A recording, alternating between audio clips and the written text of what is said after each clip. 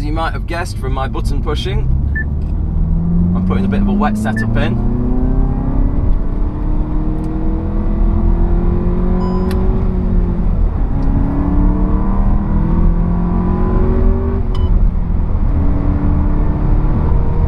This is a wet lap of the Nürburgring Nordschleife. Normally, you'll see the videos on my channel of wet laps are in rear wheel drive machines, and I might be a little bit sideways for most of it. But I thought I'd show you what a clean lap looks like in the wet, trying to use the racing line with a good front wheel drive car. And this is a good front wheel drive car. This is my Seat Leon. See up there, there's a Audi RS Quattro something. He's certainly not lacking confidence, but he might not have the right lines.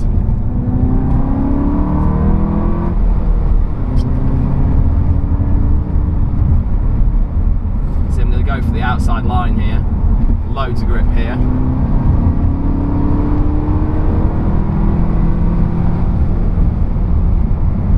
Braking up the outside, miss the apex, go for the outside line again.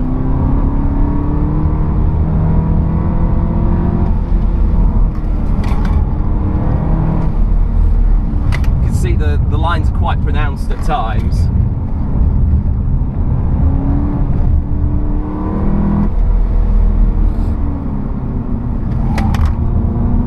You've got to know where the surfaces are good and where they're bad.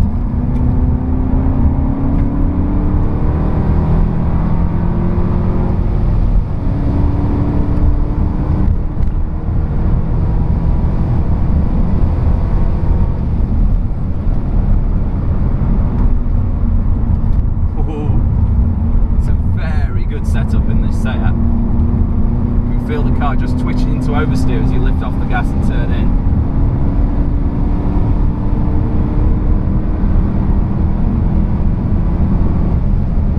When you're driving a front wheel drive car on track, you always need to remember it's happiest when you're on the gas, and it's definitely least happiest when you're trying to steer and come off the gas. Okay, that's when the car will start to go sideways if it's any good.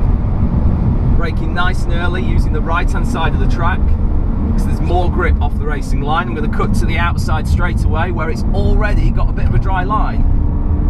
In fact, thanks to the Cupra diff, I can even use a bit of full throttle there. Look at that. Down into the foxhole, the Fuchsbau, the Fuchsrohre, into the mist, through the bottom on the gas, then braking up the slope in a straight line, back on the gas over the top to pull the car straight. Look how slippy it is here. Turning in nice and late, hit the apex, get to the full left, and then just miss the apex on the exit.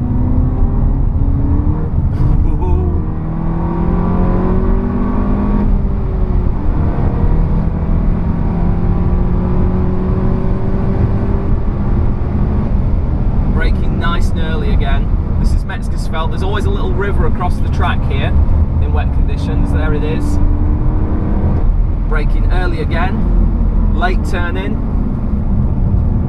Now you've got to hit the apexes here. There's not much you can do. Just miss it a little bit on the exit.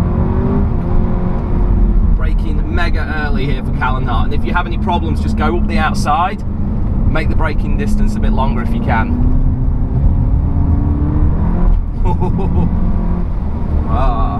So I'm learning a little bit more about my new car on this lap as well.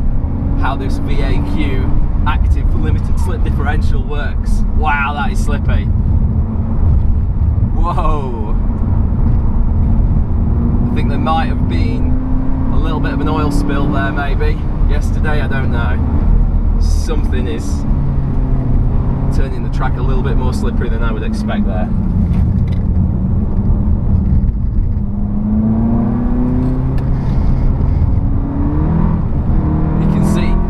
Instead of getting one wheel spinning because of the limited slip differential, when it's enough to spin one,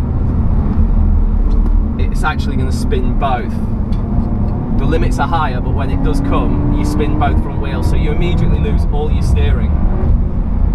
So you've got to be delicate with the throttle.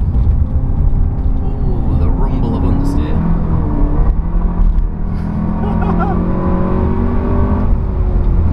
Scrabble drive. The Germans call it a kratzer, a scratcher. It's scratching away to try and pull itself up the hill with the front wheel drive axle. Braking nice and early. Going to cut to the outside again, watch this, go to the outside, miss the apex completely. Try and get as much gas as I can on without understeering into the grass. And now as we go up the hill, the enemy becomes oversteer in the front wheel drive. Because if you lift off the gas, as you're turning through these complicated, tricky, bumpy turns, you can oversteer into the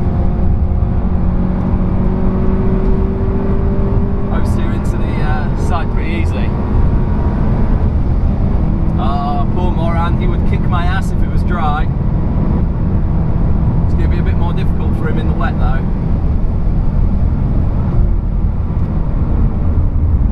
Oh, he's going to have a go, I think. Yeah, I think he's just picked up pace.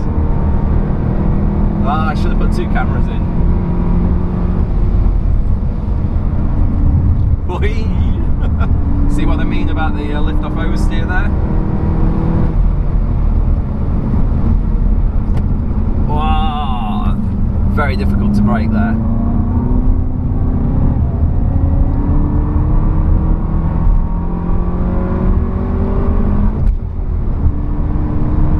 Moran's trying, he's really trying, I can see him.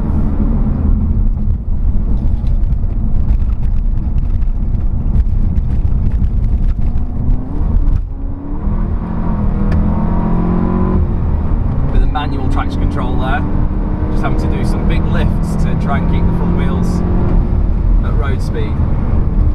It's got some power, this car, especially on a nice cold and damp morning.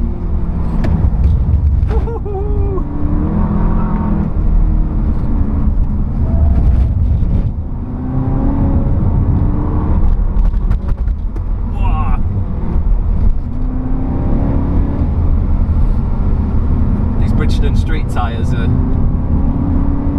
probably hating me right now. Moran's catching up.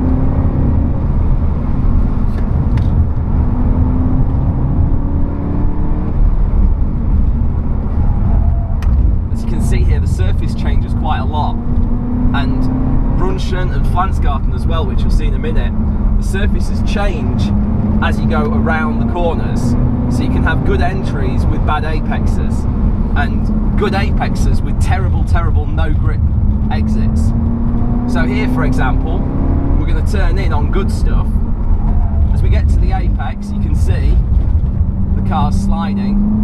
I'm in 4th gear, struggling to put the power down.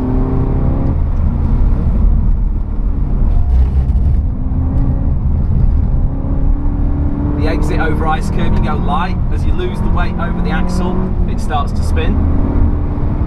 Going down the hill now to Flansgarten. This is tricky because you actually have a very good surface at the start. You go over the jump, turn in, great surface. Then there's this change of tarmac here, look, and it just slides straight away. You've got to be very careful of that. Coming over the crest, follow the red and white curbs down the left-hand side. At the end of the red and whites, turning in again.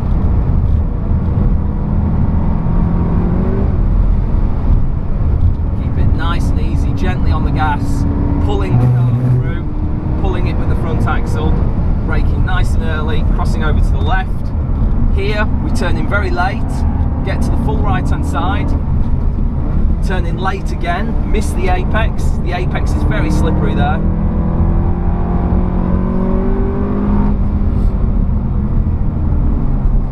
Mini carousel, still use the concrete,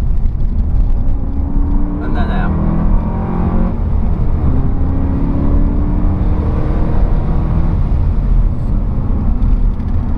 Nice early turn in here, let the car run out super wide. turning in after the 186, again a little bit later than the dry line. Look for the compression. As soon as you see the compression